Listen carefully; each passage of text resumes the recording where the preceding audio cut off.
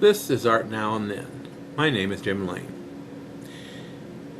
In late July 1890, in the south of France, in the little village of Arles, in his tiny bedroom situated over a small shop, Vincent van Gogh lies dying of a self-inflicted gunshot wound.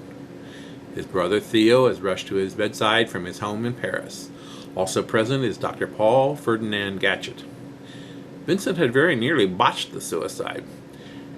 He lingered near death for more than 24 hours after he'd pulled the trigger of the small revolver that lodged a bullet in his brain.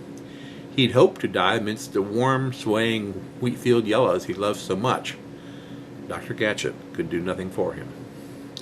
Actually, the good doctor had done not much more for him in life than he had in death.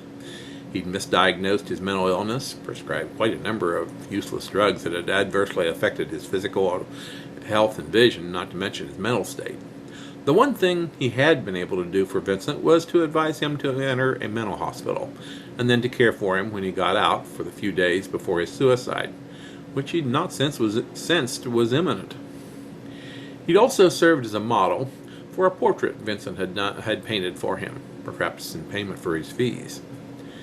It was a good likeness. It took the troubled artist 3 days to complete. The painting is brooding and somewhat sad, but unmistakably a labor of love. The doctor is posed, his head leaning against his hand, his elbow on a garden table. The usual rich yellows, blues, and greens of Van Gogh's palette are everywhere evident in the painting. After the doctor's death in 1897, a Danish art collector named Alice Rubin purchased the painting for the equivalent of $58. In 1990, coincidentally almost 100 years after the artist's death, a Japanese businessman purchased the same painting for the astounding price of $82.5 million. Between these two events is a twisted tale of disreputable art dealers, museum politics, the Nazi war on degenerate art, and refugees from the Holocaust trying to save both themselves and the painting.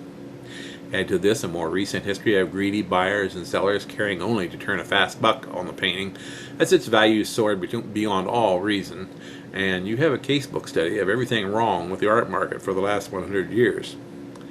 Sadly, today, the touching masterpiece resides unseen, crated up, stored for safekeeping in a Japanese warehouse.